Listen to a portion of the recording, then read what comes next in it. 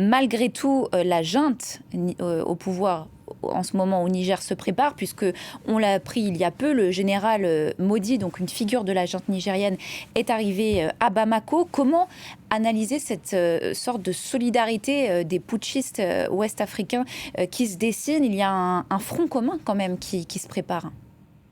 Oui, et il y a justement un contentieux entre les militaires au pouvoir à Bamako et les militaires au pouvoir à Ouagadougou et la CEDEAO, puisque la CEDEAO a imposé à ces deux pays.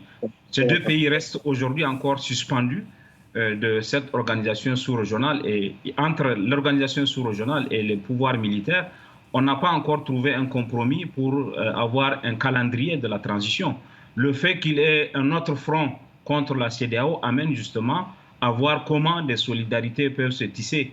Mais au-delà de tout ça, il faut s'interroger sur le rôle que la CEDEAO a pu jouer. Je pense que la CEDEAO considère que puisqu'elle n'a pas réussi à prendre la main au Bénin, à prendre la main au Mali et au Burkina, qu'elle ne pourrait pas laisser passer l'occasion du Niger, parce que ce serait une grave remise en cause de sa crédibilité. Elle joue d'abord sa crédibilité au Niger.